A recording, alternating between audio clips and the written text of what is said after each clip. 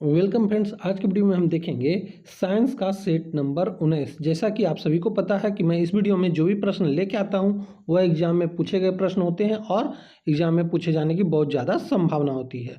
और साथ ही साथ आप भी हमारे साथ इन प्रश्नों का आंसर कर सकें, इसके लिए मैंने प्रत्येक प्रश्न पर 3 सेकंड का समय लगा दिया है, ताकि इस प्रश्न का आप आंसर उसी समय करें और वीडियो के अंत में जरूर बताएं कि आपके कितने प्रश्न सही हो रहे हैं। और साथ ही साथ इस वीडियो को अपने दोस्तों में शेयर और लाइक जरूर करते चलें। तो चलिए मैं इस वीडियो को शुरू करता हूं। आज का हमारा पहला प्रश्न है, ध्वनि की तीव्रता को मापने वाला यंत्र है। तो यह है ऑडियोमीटर। हमारा अगला प्रश्न है, शरीर के किस भाग में पित्त का निर्माण होता है। तो यह होता है यकृत में। हमारा अगला प्रश्न है, हाइग्रोमीटर से नापा जाता है। तो इससे नापा जाता है वातावरणीय आर्द्रता। हमारा अगला प्रश्न है, हवा में आर्द्रता को नापने के लिए कौन सा उपकरण प्रयोग में लाया जाता है। तो यह लाया जाता है हाइग्रोमीटर। हमारा अगला प्रश्न है, निम्नलिखित में से किस एक की उत्पत्ति यकृत का कार्य है। तो यह है यूरिया। हमारा अगला प्रश्न है, न्यूट्रॉन की खोज की थी।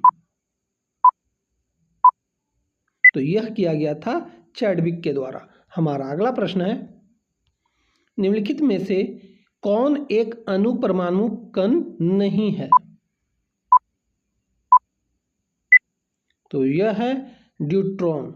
हमारा अगला प्रश्न है, परमाणु के नाभिक में होते हैं।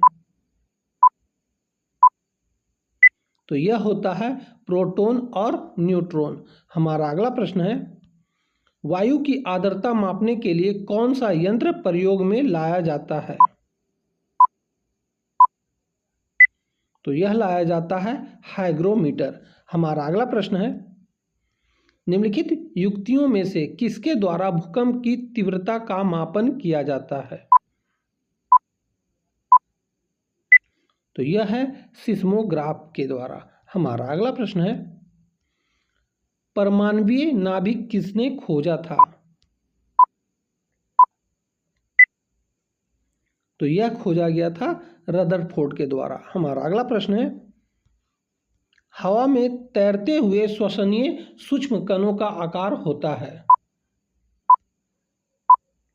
तो यह होता है 5 माइक्रोन से कम। हमारा अगला प्रश्न है, स्टार्च के जल अपघटन से ग्लूकोज बनाने वाला एंजाइम है। तो यह है एमाइलेज। हमारा अगला प्रश्न है, एक व्यक्ति जो फेनिलकीटोन्यूरिया रोग से प्रभावित है निम्न से पीड़ित होता है। तो यह होता है मानसिक जड़ता से। हमारा अगला प्रश्न है, एक ही प्रकार का परमाणु निम्न में से किसमें मिलता है। तो यह मिलता है प्राकृतिक तत्व में। हमारा अगला प्रश्न है, भूकंप की तीव्रता किससे मापी जाती है। तो यह मापी जाती है सिस्मोग्राफ के द्वारा। हमारा अगला प्रश्न है, वायु दाब मापी की रीडिंग में अचानक गिरावट इस बात का संकेत है कि मौसम तूफानी होगा। हमारा अगला प्रश्न है, जिस तत्व के परमाणु में 2 प्रोटॉन 2 न्यूट्रॉन और 2 इलेक्ट्रॉन हो उस तत्व का द्रव्यमान संख्या कितना होता है। तो यह 4 होता है। हमारा अगला प्रश्न है, निम्न युग्मों में से कौन सा एक कण प्रतिकण युग्म है। तो यह है इलेक्ट्रॉन और पॉजिट्रॉन। हमारा अगला प्रश्न है, यूरेनियम के किस समस्थानिक का प्रयोग परमाणु बम में किया जाता है।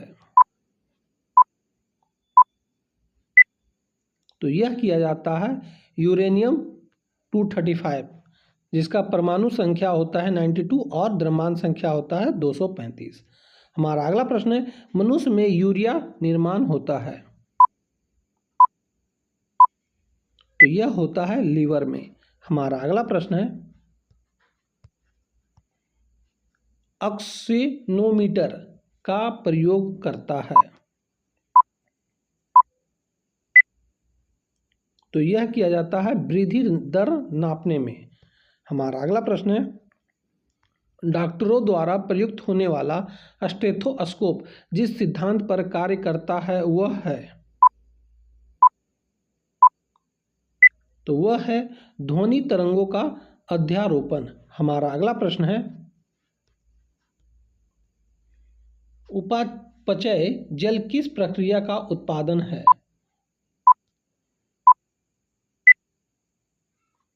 तो यह है उत्तक श्वसन का। हमारा अगला प्रश्न है,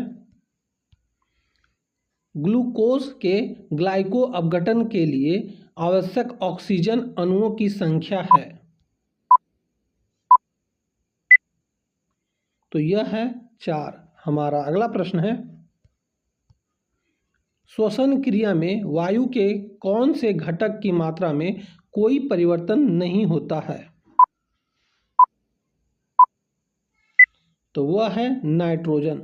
हमारा अगला प्रश्न है, बैरोमीटर में पारे के तल की अचानक गिरावट सूचक है, तो यह है तूफान का। हमारा अगला प्रश्न है, दूध के घनत्व को किसके द्वारा मापा जाता है, तो यह मापा जाता है लेक्टोमीटर के द्वारा। हमारा अगला प्रश्न है, परमाणु के में कक्ष को भरने का क्रम नियंत्रित होता है, तो यह होता है अफबाउ सिद्धांत द्वारा। हमारा अगला प्रश्न है, पारे का साधारणतः तापमापी यंत्रों में उपयोग किया जाता है क्योंकि इसकी विशेषता है, तो इसकी विशेषता है उच्च संचालन शक्ति। हमारा अगला प्रश्न है, दूध का आपेक्षिक घनत्व ज्ञात किया जा सकता है, तो यह ज्ञात किया जा सकता है लेक्टोमीटर से। हमारा अगला प्रश्न है, सबसे भारी प्राकृतिक तत्व है, तो यह है यूरेनियम। हमारा अगला प्रश्न है, श्वसन प्रक्रिया विधि में निम्नलिखित में से किस गैस की सांद्रता प्रश्वसनित तथा उच्च वंशीय वायु में अपरिवर्तित रहती है, तो यह है नाइट्रोजन। हमारा अगला प्रश्न है, श्वसन में ऊर्जा उत्पादित होती है,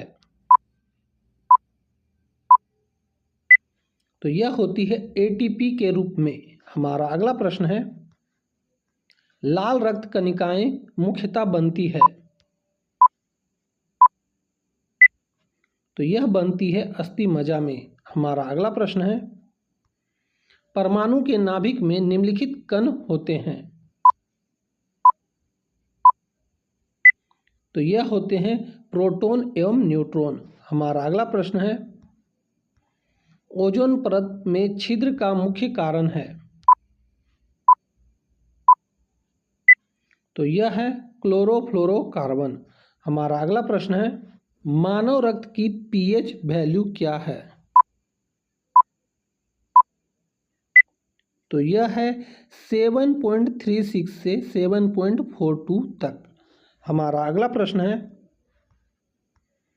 हृदय में कितने कक्ष होते हैं,